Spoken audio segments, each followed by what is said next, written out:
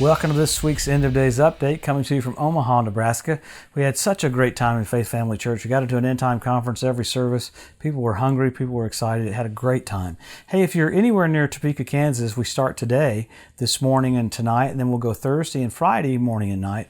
We'll be at Light of the World. And this weekend, we'll be in Dodge City, Kansas at Abundant Life. We'll be there Sunday morning, 2 services. So if you can, join us. We're coming to you every week to look at the different things that point to the coming of the Lord, specifically the gathering of nations for the Ezekiel 38 war, because we know the rapture's signless, but the second coming has tons of signs. So we kind of look at what's happening around Israel and what is happening to look like the forming of all those nations getting ready for the Ezekiel 38 war. So remember, Jesus rebuked the crowd. He said, hey, you can tell what the weather's going to be, but you don't know your hour of your visitation. So he wanted us to know. It's the only time he rebuked the crowd. He rebuked the Pharisees many times, but the one time when the crowd was not knowing the time. So people say, well, why do you need to know how close we are to the coming of the Lord? Tell a quarterback that in the last 2 minutes of the game. He's looking at the play clock because the plays are more crucial at the end. So it's an acceleration mentality, not a escape theology. It's like, wow, we've got a lot to do in a short period of time. So many things keep happening every single week that are blatant about how close we are. So let's look at what's happened around Israel this last week. Once again, of course, Hamas fired rockets into southern Israel. Israel retaliated with airstrikes and with tank fire, hit a munitions plant there in Gaza. Now, all of that is over them trying to flex their muscles because Israel's getting ready to basically justify getting more land in the West Bank. They don't have to justify it. They won the land back in the Six-Day War, but there's so much going on about Judea and Samaria. You even see battle lines being drawn within the parties in Israel. They're fighting back and forth over, okay, if we do this, it's going to start a Palestinian state. If we do this, it's not going to give them a Palestinian state. So it's weird that they can't figure out what to do. Well, America sent our ambassador to Israel, David Friedman, to go over there just to try to smooth things up so that the Trump peace plan can actually come forward, because the Palestinians rejected it without even seeing it, but really it brings tons of money and infrastructure for the Palestinians to be self-supportive and self-sustained. So it's weird that all these blessings could come to them, but they won't even look at it. But more things keep happening on the war front that are absolutely bizarre. You had this last week, probably 2 days ago or 3 days ago, you had Turkey and Iran coordinating together to do airstrikes on the Kurds in Iraq. This is the first time ever that Turkey has fired any weapons or planes into Iraq. So notice that they're going after the Kurds there, and it's all about Iranian control over that whole region. With that, you had Iranian troops fire 5 different missiles into the American area of the Iraqis. Iraqi nation. You had where the green zone was, where the airport was, you had where the bases were, and you had where the ambassadors, the embassy was. So, and that's Iran, once again, flexing its muscles, saying, hey, we're controlling Iraq, no one else is. So we've been there in such a great way that I'm surprised that we're not retaliating against that, because we're just kind of letting it happen. But that is completely amazing that Iran continues to do that. Another report came out today saying Iran is literally rapidly going forward with their nuclear development. What's happening is they're circumventing the sanctions that we put on them by going around them so they can get more equipment to build more nuclear weapons. And in the midst of that, another convoy got shot coming down from Iran into Syria, trying to get to Hezbollah in Lebanon. So Israel's going out of its way to stop them over and over and over and over again. They have to preemptively stop them. You had earthquakes in Japan, 6.7 on the Richter scale. You had an earthquake in Turkey.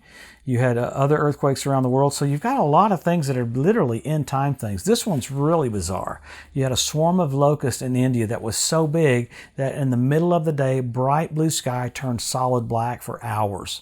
These are the same, if I call them squadrons of locusts that were in Africa a few weeks ago. I mean, crazy, more locusts than ever before. So you got earthquakes, you got locusts, you got literally nations in position for what they're going to be doing to attack Israel in the Six-Day War.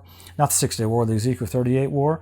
And then you have all this pressure over the borders that were won back in 1967. So with all that happening, it's telling us, hey, Jesus is just about to come back. So exciting times. There's much more going on behind the scenes that's hard to really even come out with the UN coming against Israel about the Judea and Samaria, the UN basically said, and the EU basically said, we will condemn Israel and we'll do boycott, divestment, and sanction if they do this. So all this pressure's over getting the land back that Israel got in the 6-day war. So that's getting ready to happen, so it'll be intriguing to see what happens. So we always go to the Word, though. All these things are good and amazing and radical to look at, but what's the Bible say? Number 1, Israel made a nation.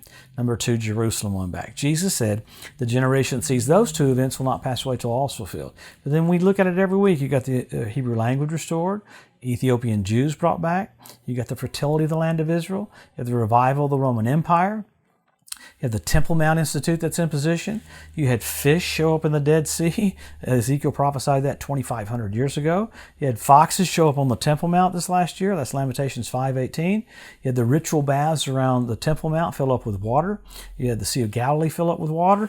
You had Rabbi Itzhak Kaduri that got born again. In his letters, he wrote that Israel would be ruled by 2 Benjamins. This is from 2005. He prophesied that Israel would be ruled by 2 Benjamins just before the coming of the Messiah.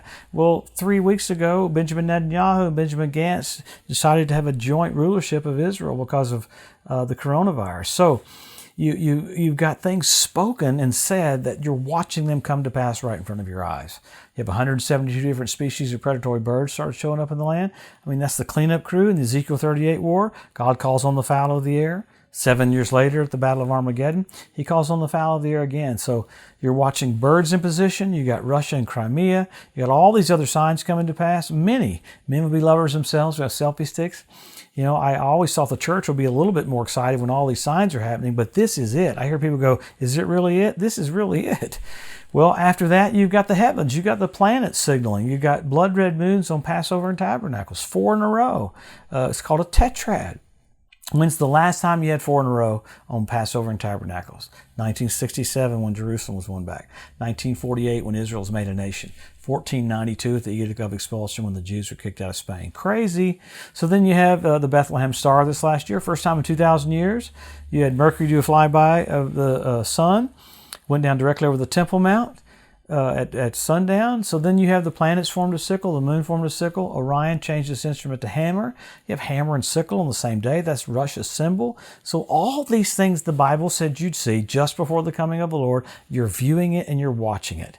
Amazing. All these verses coming to pass right in front of us. So what do? Help our local church, help our local pastor, get the message out. This is the time to be engaged. We don't fit church into our life. It is our life. This is it. We're about to see Jesus face to face.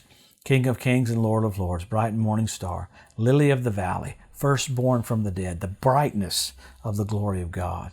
Man, thanks for coming this week. We'll come back next week and we'll see what happened. A lot of things happened because of Judea and Samaria. It's going to be very exciting. Jesus is just about to come. Have a blessed, awesome week. We'll see you next Wednesday.